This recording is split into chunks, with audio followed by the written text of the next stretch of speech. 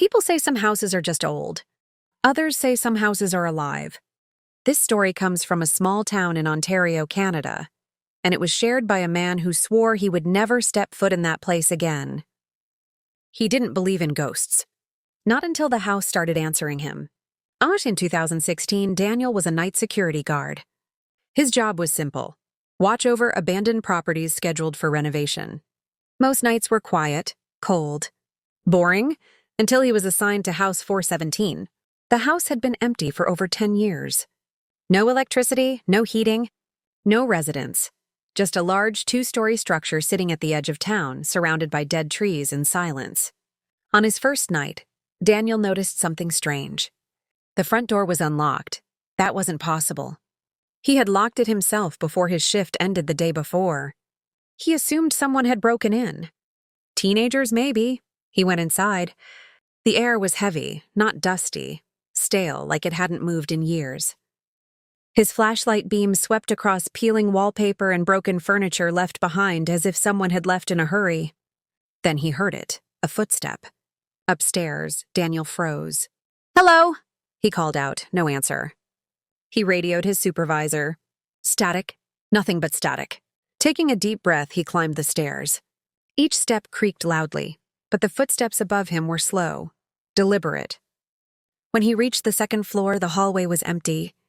But one door at the end was slightly open, and from inside that room came breathing. Not heavy, not fast, just calm breathing, like someone sleeping. Daniel whispered, "Is someone there?" The breathing stopped. Then a voice replied. "Yes," it sounded like him. Same tone, same accent, same voice. Daniel stepped back, his heart pounding.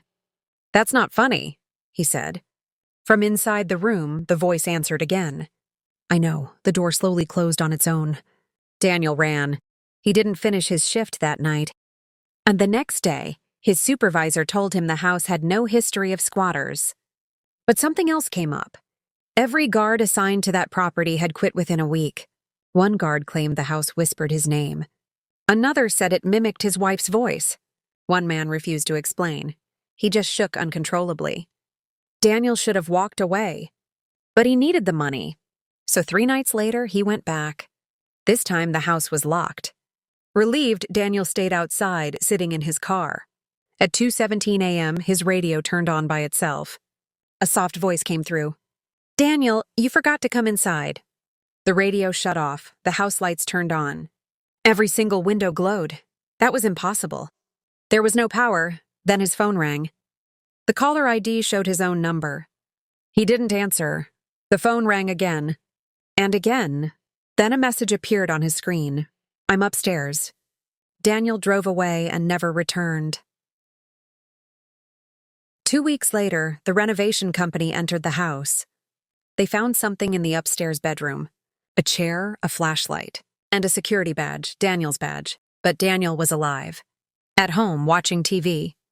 He still has nightmares. He says the worst part isn't the fear. It's that sometimes, late at night, his phone lights up. No calls, no messages. Just a notification that says, "Seen." Daniel tried to move on. He changed his phone number. He changed his job. He even moved to another town. But the house didn't let him go. 3 months after leaving House 417, Daniel started noticing small things. His TV would turn on by itself, always on a static-filled channel. His bathroom mirror would fog up, even when no one had used hot water. And sometimes, when he spoke out loud, he heard his words repeated back to him. Not as an echo, as a reply. One night, while brushing his teeth, Daniel said quietly, "I just want this to stop." From behind him, reflected in the mirror, a voice whispered, "Then come back." Daniel spun around. The bathroom was empty. But the mirror had fingerprints on it. From the inside. Weeks later, Daniel received a letter. No return address, no stamp. Just his name written neatly on the front. Inside was a single sheet of paper. It read, "You never said goodbye." Attached was a photo. House 417. Taken from inside the upstairs bedroom.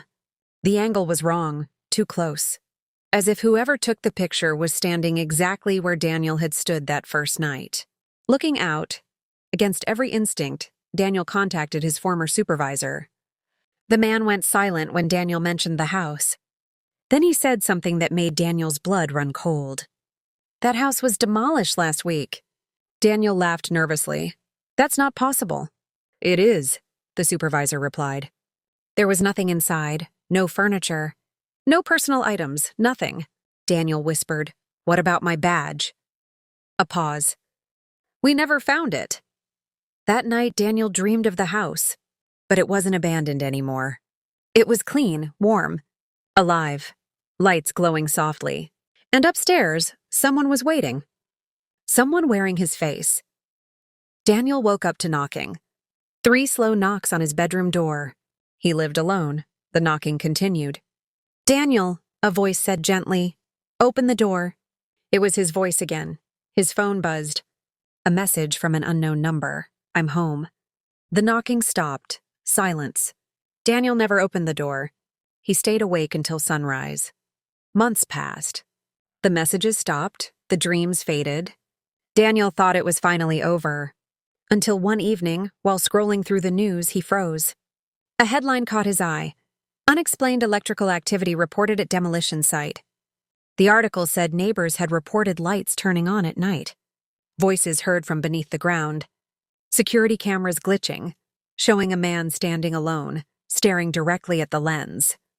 The footage was blurry, but Daniel recognized the posture. The way the man tilted his head, it was him. Or something that learned how to be. Daniel says he doesn't talk to himself anymore, because sometimes something answers. If you're enjoying this video, please subscribe and give it a like. Your support really helps.